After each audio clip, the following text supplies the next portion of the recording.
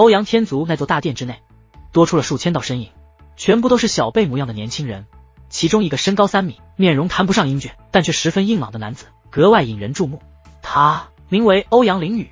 欧阳狂飞败给了楚风，还败给了一个来路不明的姑娘。欧阳凌雨以确定性的口吻对老者询问道：老者点头，真是丢尽我欧阳天族的人。欧阳凌雨话罢，便向太古沙海的方向行去，数千名欧阳天族小辈也是紧随其后。凌雨，可老者忽然开口：你真的要进去？我吃了那么多苦头，等的就是这一日，我会夺回欧阳天族的荣耀。欧阳凌雨此话一出，老者也不再相劝，而是目送数千名欧阳天族的小辈纷纷进入那黑色漩涡之中。楚风，你别再说自己没事了，到底怎么样了？睁开眼睛给本女王瞧瞧。淡淡的声音在楚风耳边响彻。自打楚风进入黑焰刑房内，就一直紧闭双眼。淡淡又不傻，知道是楚风不想让他看到楚风的惨状，并且为了不让淡淡担心，楚风还时不时的和淡淡说话。尽管楚风已经努力让自己声音稳定，可淡淡还是听出了楚风越来越虚弱。终于楚风睁开了眼眸，刑房上的所有刑具全部消失。淡淡，我做到了。楚风咧嘴想笑，但却发现嘴都不听话了，笑容是那样的僵硬。他此刻看着完好无损，但眼神却有些呆滞，只有他自己知道他究竟承受了怎样的折磨。而看着那已空荡的墙壁，淡淡却笑不出来。他知道那些刑具为何消失，可还来不及沉浸于感伤，刑房内的墙壁开始碎裂，化作黑色气焰，围绕着楚风快速旋转。此时的楚风就仿佛身处在龙卷风的中心之中。而当那黑焰散去之后，楚风周围的景物全都变了，他不再是身处第7道台阶之上，他身处于一片广阔的世界之中，能够看到左边的远处是茂密的丛林，右边是通天的山脉，后方是一片汪洋大海，而自己则是身在一片平原之中。不过值得庆幸的是，那3颗珠子还在，就在自己的不远处，只是楚风动弹不得，一步都迈不开，除了能够转头观察一下四周，便什么都做不到。轰隆隆，忽然虚空之上传来一声刺耳的雷鸣，紧接着大地震动，原本晴朗的天地顷刻间被黑暗笼罩。抬头望去，黑云遮天，滚滚黑云之中无数雷霆窜动。很快雷霆落下，是从世界的外围开始，越来越多，恐怖的雷霆竟宛如暴雨一般接连坠落，山脉与丛林瞬间被夷为平地，就连无边大海都被强大的力量蒸发。那恐怖的雷霆就像是千军万马在向同一个方向汇聚而来，是楚风的方向。楚风，现在还能放弃吗？能放弃的吗？能放弃的话，放弃可以吗？当我求你了。淡淡声音中充斥着恐惧。淡淡向来无所畏惧，可他现在真的怕了。楚风此刻乃凡人之躯，连对付普通人的刑具都能带给楚风极大的痛苦，这毁天灭地的力量让楚风如何承受？没事，淡淡，别忘了，我就是玩雷的。这雷霆看着唬人，但和我体内的差远了。楚风笑得很无所谓，但暗中却握紧了拳头。他也不确定能不能扛得过去。终究那恐怖的雷霆还是自四面八方而来，与楚风所在之处汇集。在汹涌的雷霆暴雨面前，楚风宛如一叶孤舟卷入大海，被吞没之后便见不到其渺小身影，就连哀嚎与惨叫都被那亿万雷霆的轰鸣声遮盖得彻彻底底。太古沙海那道拦住众人的大门前，小鱼儿、龙成宇、龙木熙以及欧阳天族的那些小辈都在注视着，眼中皆充斥着担忧，唯一的区别就是多是少的区别。忽然发生异动，大门最下方那道结界门竟消失不见。怎么不见了？众人皆是慌了。楚风和小鱼儿先前可就是从那道结界门内进入的，小鱼儿放弃的时候也是从那结界门内出来的，现在那结界门不见了，那么楚风要怎么出来啊？难道说楚风出事了？这是他们所有人的第一反应。隆隆隆！然而就在此刻，那道紧闭的通天大门竟开始缓缓开启。伴随大门开启，他们能够看到大门内的景象，最先浮现在眼帘的便是一个7层台阶。这7层台阶与楚风和小鱼儿接受考验的时候所见到的台阶大致一样，都是非常的庞大，宛如巨人的阶梯。而说是大致，那是因为这7层台阶虽说每一层都很高，但楚风与小鱼儿考验的时候中间是什么都没有的。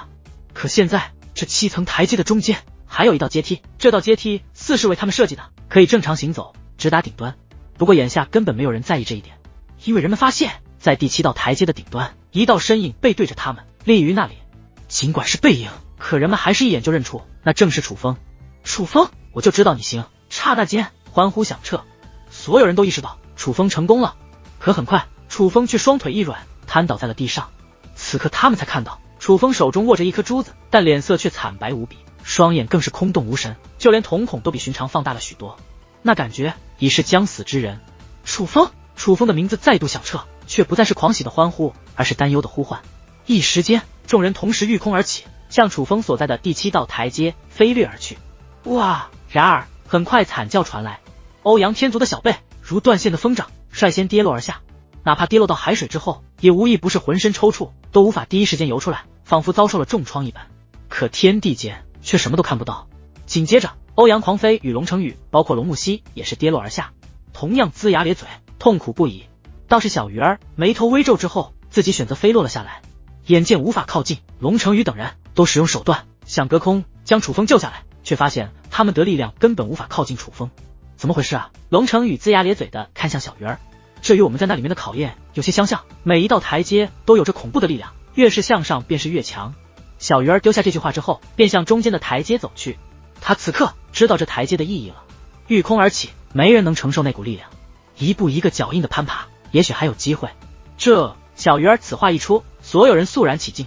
听人说苦难，只能想象，唯独苦难落在自己身上，才知苦难究竟有多苦。这种考验不放弃才怪了。此刻欧阳天族众小辈皆不敢动弹了，但龙成宇和龙木溪则是紧随小鱼儿的步伐，冲向了中间那道台阶。欧阳狂飞咬了咬牙，也是冲了上去。可是当到达第4层的时候，欧阳狂飞却怎么也承受不住了，每一步都是那样的艰难。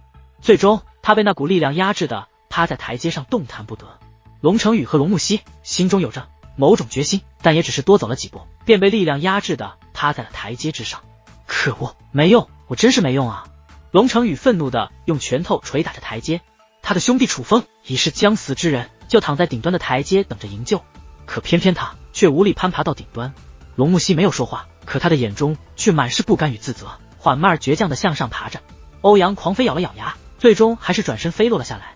落地之际已是虚弱不堪，被欧阳天族的小辈搀扶才能站稳身形。难怪那姑娘也会选择放弃，这力量也太可怕了。楚风他是怎么爬到第7层的？欧阳天族看着顶端的楚风，眼中满是敬佩。可唯有小鱼儿知道，此时阻难他们的力量虽与他和楚风接受考验时表现的方式不同，但却已然大大降低了考验的难度。此时阻拦他们的力量不及他们与楚风在空间世界内所承受的1/10，但也正因如此，小鱼儿倒是步伐稳健，很快便来到了第6道台阶的位置。见此一幕，无法前行的龙成宇和龙木溪也是选择飞落而下。能力有限，他们也只能将希望寄托在小鱼儿身上了。尽管已是汗如雨下，可对于小鱼而言，这里他还能承受。他也庆幸此时这台阶的力量降了那么多，但他也知道那第7道台阶开始，他所承受的将会不同了。尽管救人心切，可他却也没有乱了分寸。小鱼儿调整了一下呼吸，这才踏出了第7层部分的第1道台阶。